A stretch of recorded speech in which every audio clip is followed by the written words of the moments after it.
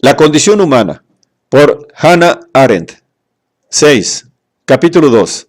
La esfera pública y la esfera privada. 5. La polis y la familia. Si bien es cierto que la identificación y el concepto erróneo de las esferas política y social es tan antiguo como la traducción de las expresiones griegas al latín y su adaptación al pensamiento cristiano romano, la confusión todavía es mayor en el empleo y entendimiento moderno de la sociedad. La distinción entre la esfera privada y pública de la familia corresponde al campo familiar y político que han existido como entidades diferenciadas y separadas al menos desde el surgimiento de la antigua ciudad-estado.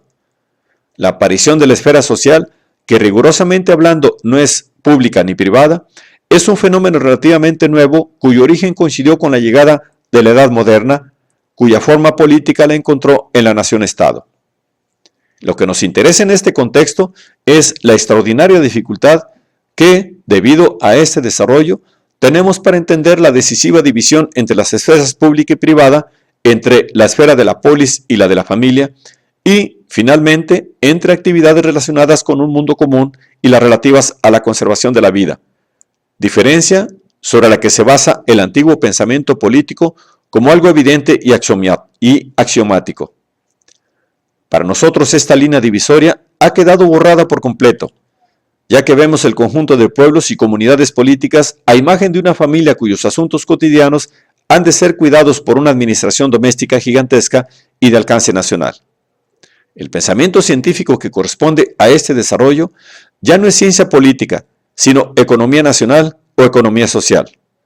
todo lo cual indica una especie de administración doméstica colectiva. El conjunto de familias económicamente organizadas en el facsímil de una familia superhumana es lo que llamamos sociedad, y su forma política de organización se califica con el nombre de nación.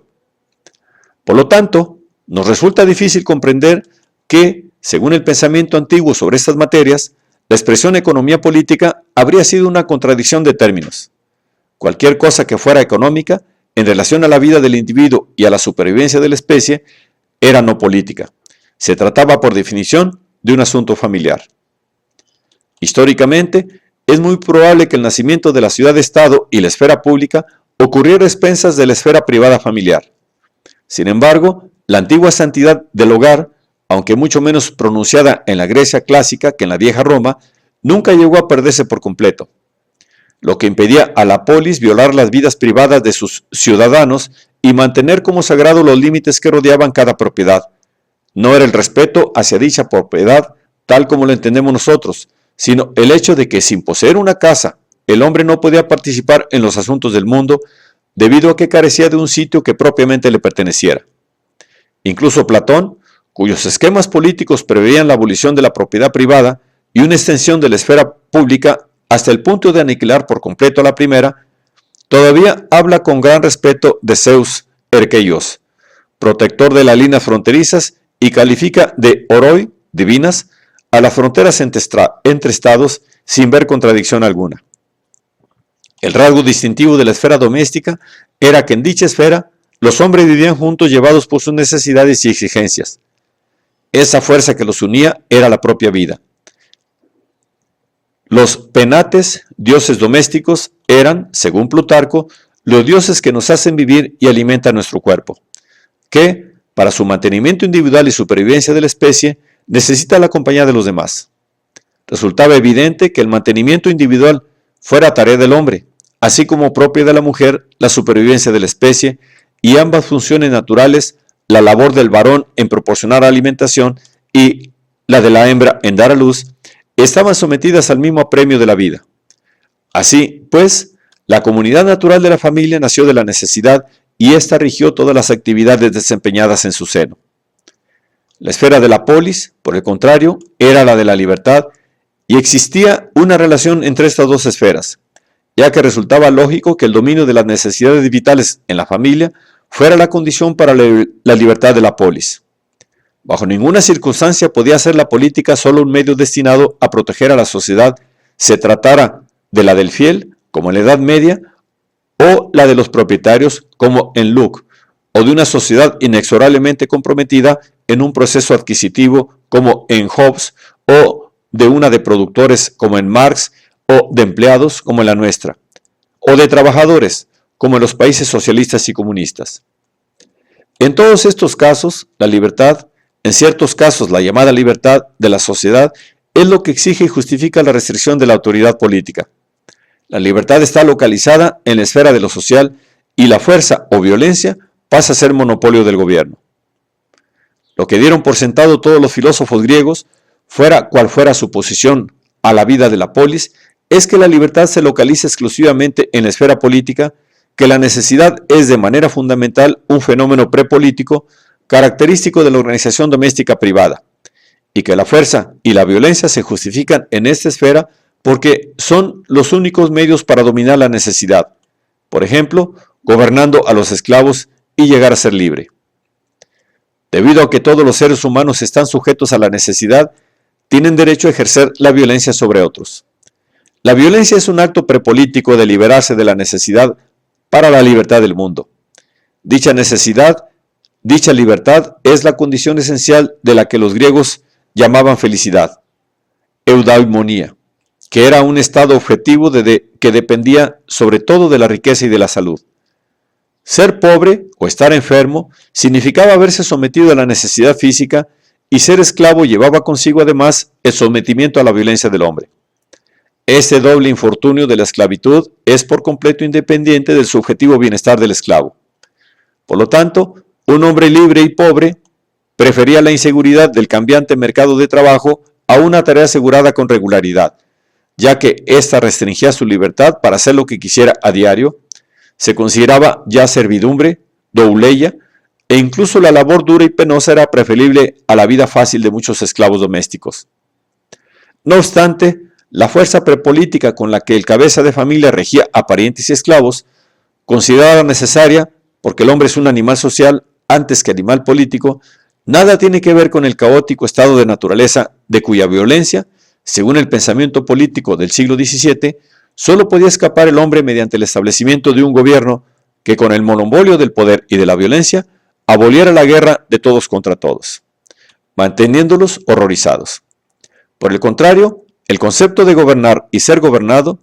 de gobierno y poder en el sentido en que lo entendemos, así como el regulado orden que lo acompaña, se tenía por prepolítico y propio de la esfera privada más que de la pública.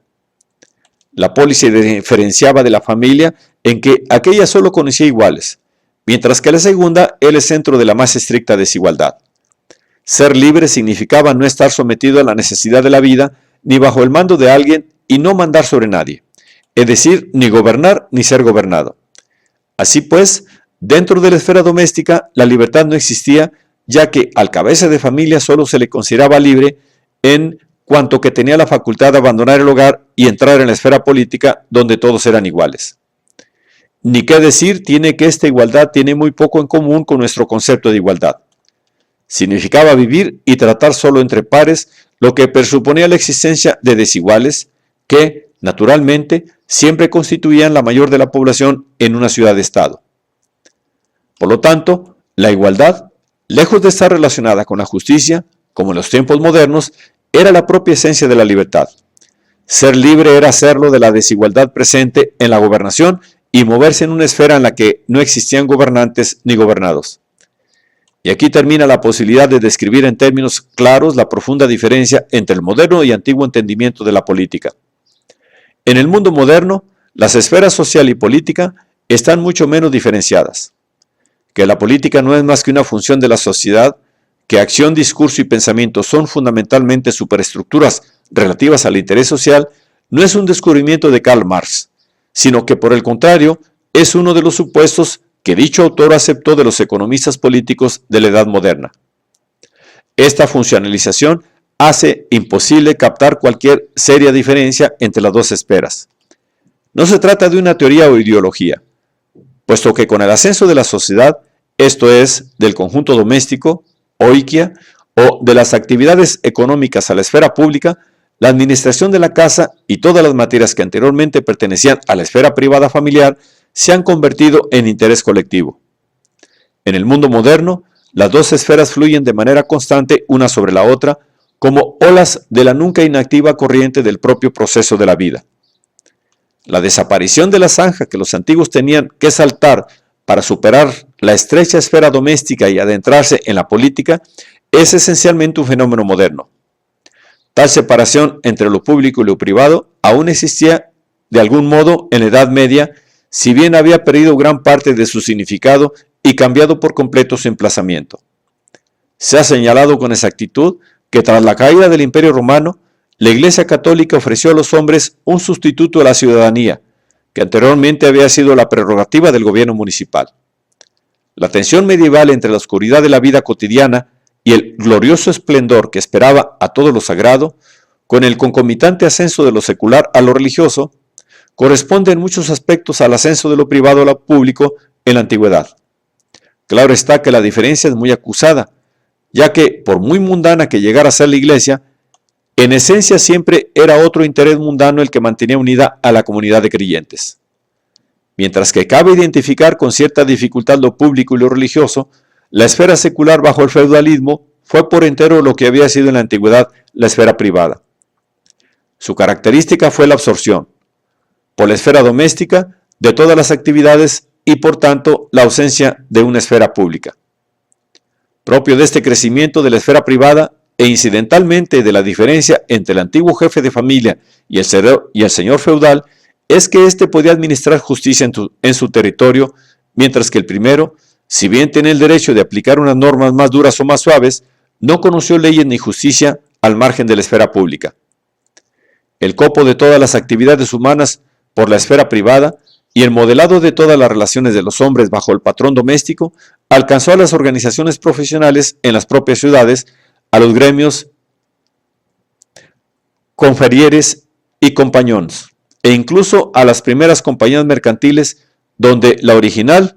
ensambladura familiar parecía quedar señalada con la misma palabra, compañía,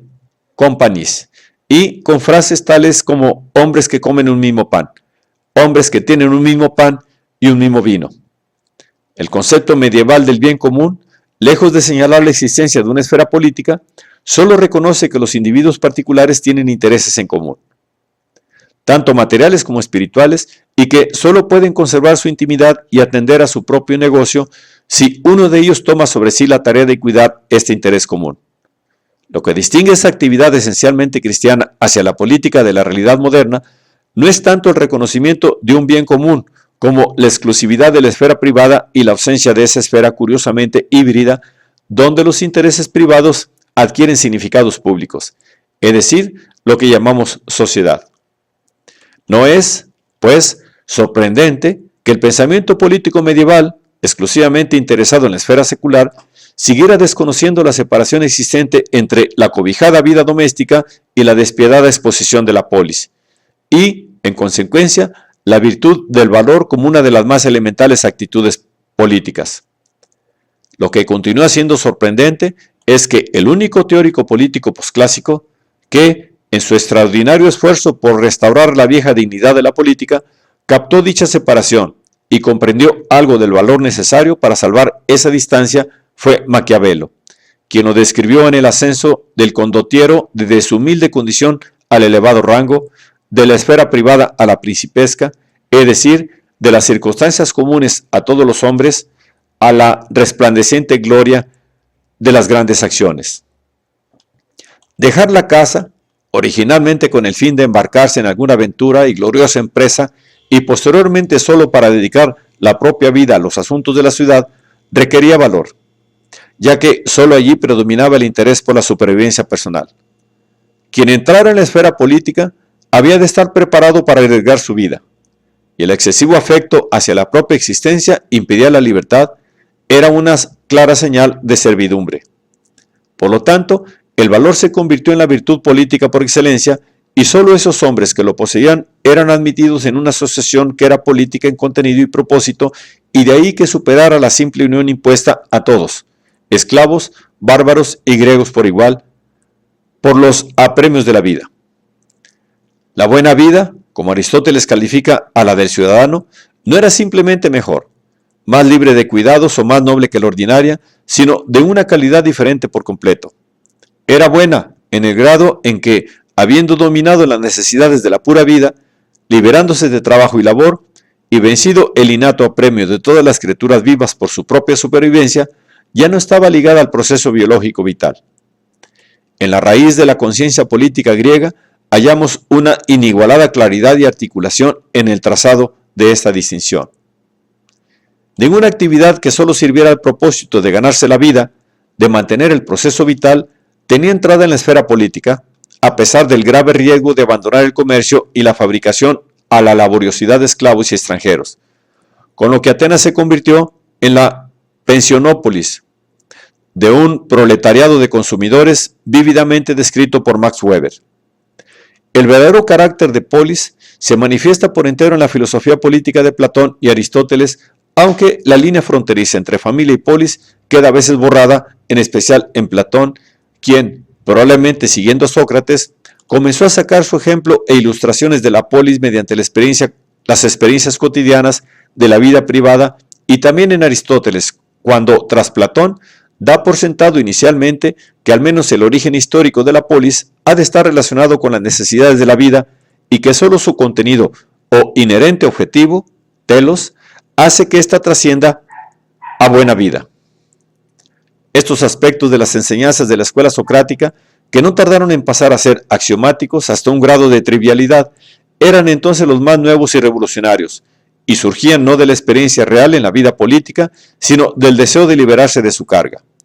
Deseo que los filósofos solo podían justificar en su propio entendimiento, demostrando que incluso la más libre de todas las formas de vida seguía relacionada y sujeta a la necesidad. Pero el fondo de la verdadera experiencia política, al menos en Platón y Aristóteles, permaneció tan sólida que nunca se puso en duda la distinción entre la esfera doméstica y la vida política. Sin dominar las cuestiones vitales en la casa, no es posible la vida ni la buena vida, aunque la política nunca se realiza por amor a la vida. En cuanto a miembros de la polis, la vida doméstica existe en beneficio de la gran vida de la polis.